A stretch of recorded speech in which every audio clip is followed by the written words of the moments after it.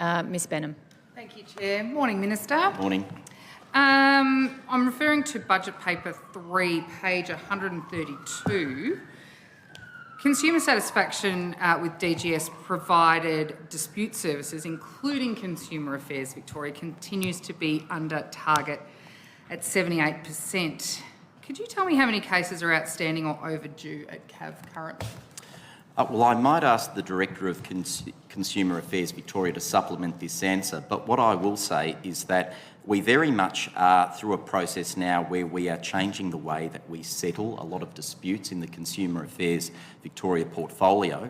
I mentioned briefly in my opening statement that we are introducing Rental Dispute Resolution Victoria, for example, and RDRV will completely change the way that we settle disputes between renters and rental providers, because it will mean that we are providing a free, fast and fair rental service. Currently, all disputes between renters and rental providers can only be settled at VCAT under the residential tenancies list. That attracts a fee, whereas RDRV will be free. It is also a lengthier process than RDRV will be. It will mean settling these disputes in a matter of weeks, not months. But as to the broader question, I might throw to the Director of Consumer Affairs. Thanks, Mr. and Ms Benham. I don't believe that output measure refers to Consumer Affairs Victoria activities, so I might ask one of my colleagues to respond. Is that right? Thank you. So in relation to dispute resolution services provided by the Department of Government Services, the target was 6,000 in the 24-25 year, but we've actually reached an expected outcome of 9,200, which is many more disputes actually resolved than anticipated. How many are outstanding at the moment? Oh, I don't have that figure on hand, but I can take that on notice. Great, thank you very much. How many cases, Dispute Settlement Centre Victoria, is that the 9,200? Yes, that's correct. Okay, thank you. There's a blowout of $36 million in the 24-25 financial year and still only a 78% satisfaction rating. How is it that there's a big budget blowout and customer satisfaction still so low? I'm not familiar, Minister, with the budget blowout. I can talk to the customer satisfaction, but I don't think that dispute services ran over budget at all. Do you have a reference for that? Yeah, we're still on page 132 of Budget Paper 3. The budget was 32.8 and the revised budget was 52.3. Top line on table 2.10. Customer services to the community? It's a different output. Yeah. Are you able to speak to that? That's a different portfolio. Well, it's not a different portfolio, but it doesn't relate to dispute services. So that particular output there relates to customer services in the Department of Government Services, which does include some of Consumer Affairs. It does include some of consumer. Yeah, which is different to the dispute. Well, how is that broken down? It's just one line item here, so it's clearly DGS takes in a number of portfolios. Are we able to get a breakdown of? We can take that on notice. Yeah, we'll take that on notice. Okay, great, thank you. In the timeliness metric in the departmental performance statement on page 58 shows that only 69% of services were conducted within the agreed timeframes. So that funding level's going down, but still the timeliness metric's not being met. Can you speak to that? I can, Minister, if you'd like. Yeah. So the funding for dispute services has remained stable. The funding potentially in total hasn't gone down. It just reflects that there is some additional funding that comes into the budget in some years, but the funding for consumer affairs hasn't gone down. But for dispute services, it's remained stable. The reason the timeliness is the satisfaction level has dropped is because there was a period of time where Dispute Settlement Centre of Victoria was assisting VCAT with a backlog on return to services. Then there was a backlog in dispute services. And so in recovering from that backlog, whilst we have resolved many, many disputes, as you can see by those resolution numbers, there was some dissatisfaction with the timeliness. There's been some significant impact in improvement in performance recently as we've continued to recruit and bring on more people into our frontline services. And so that's the reason for the timeliness measure. So there's no backlog at the minute, you're saying? There is a backlog, but I would have to come back to you. It's not a big backlog. It's probably back to usual waiting times, which would then resume. I have no reason to not believe that it wouldn't meet the measure in the next financial year. Yeah. Okay, thank you. In the presentation, I noticed that there was 330 machete inspections already? Where are they? Are they being concentrated to any local area, or that's 11 a day at the moment? How many staff, how many FTE are on the machete task force? Well, the Director of Consumer Affairs Victoria may want to supplement this answer, but when I announced the interim ban on the sale of machetes due to safety reasons, which is when Ministers for Consumer Affairs impose interim bans, I did also announce that there would be a machete task force to enforce this ban, and the task force is able to scale up and down as needed. There have been a significant number of inspections conducted to date, both physical inspections and online, and I'll throw to the Director of Consumer Affairs for further information. Thanks, Minister. Thanks, Ms Benham, for your question. That's correct. So those numbers are correct. I think we're up to, at the end of last week, we were at about 359 inspections. That includes in-store and online inspections, but over 280 in-store inspections.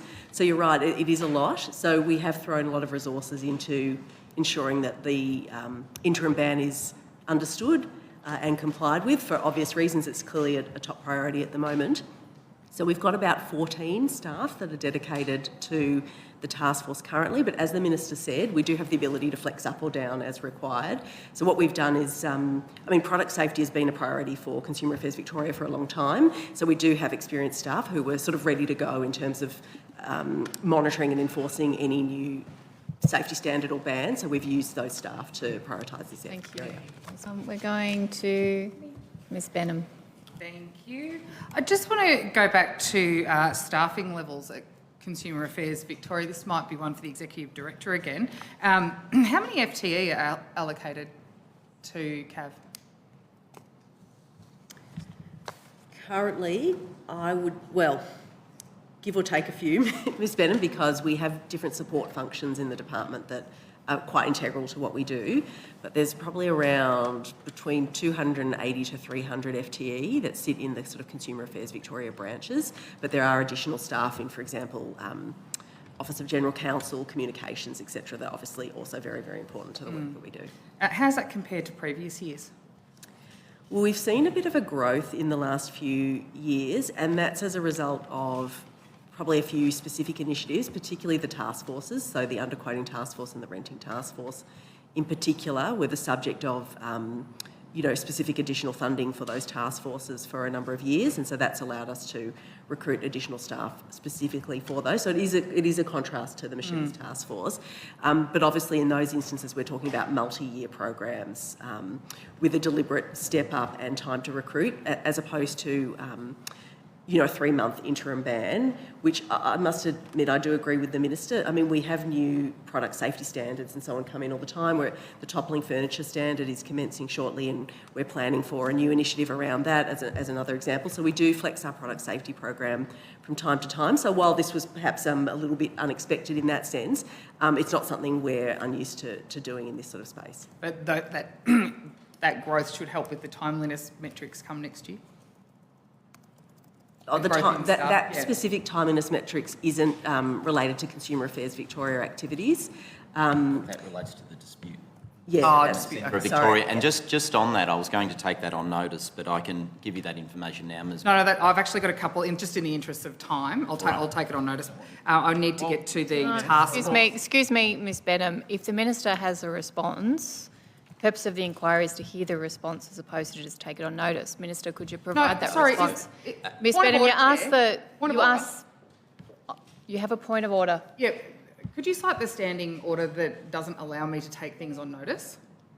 On the point I have of information. order, On the point of order, Mr Hilakari. it's for ministers and departmental staff to take matters on notice, not for members of the committee. It's a misunderstanding of the processes of the committee. Ms Benham, the Minister has a response to your question. The purpose of the committee and public inquiry is to hear the response. Minister, could you provide the response and we'll go on to the next question. Thank you, Chair. 87 is the current queue for Dispute Settlement Centre Victoria, and there's no reason that these cases won't be resolved in 40 days. The May average for resolution of cases has been 32 days. Thank you. Thank you, Minister. If we can get on to the task force and regulation now, referring to budget paper 3, page 132, the two task forces running under the CAV banner, the one on underquoting and the rental task force, how much funding's been allocated to the underquoting task force? For 24-25? Thank you. I'll throw to department officials specifically on the funding for the underquoting task force, but the underquoting task force is well resourced to do the job it needs to do, because underquoting is a very dishonest practice that needs to be stamped out, and I'll throw to the Director of Consumer Affairs. Yeah, so obviously the task force was made permanent in, I think, August last year, so obviously we've then budgeted for that continuing. So with indexation, it's around 2.2 million for 24-25, which is pretty consistent with the initial funding, as I say, with some indexation. Okay, great. How much has been allocated to the rental task force? 24-25. Well, since March 2020, the rental task force has been backed in by a $4 million investment over 2 years by this government. Okay, so 2 million. Would you describe the rental task force as a failure, given it's only given out 1.5 fines a week since its establishment, worth around $620,000, and it cost that $4 million, as you just said, to establish? That's not a great return on investment. I would not describe it in those terms, not at all, Ms Benham. As a government, we believe that every Victorian deserves a decent standard of living. That includes renters, and the rental task force is charged with the responsibility of ensuring that landlords are complying with basic minimum standards set out by this government, the sorts of standards that every one of us in this room would expect in our own homes, like a functional kitchen, like lockable external doors, like all of those yes, Minister, but given the very low rate of fines that are handed out, wouldn't it be fair to say that rental providers and real estate agents aren't quite as bad as you make them out to be? Well, I think that most real estate agents and most landlords do the right thing. That's proven by the rental task force. I will unapologetically say that. But the point of Consumer Affairs is to protect Victorians from unscrupulous practices and from dodgy practices. And so we make no apology for having a renting task force, because not every rental provider is doing the right thing.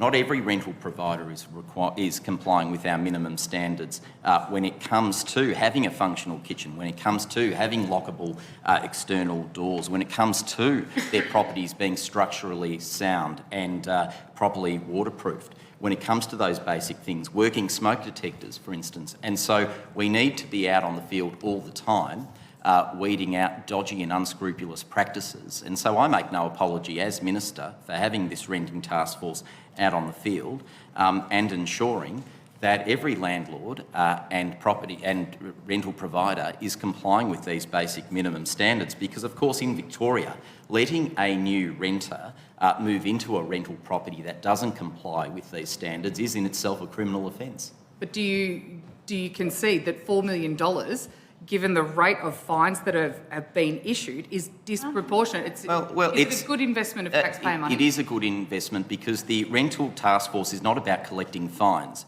It is about ensuring that people just comply. We just want landlords to comply with these basic minimum standards. Thank you, Ms Benham.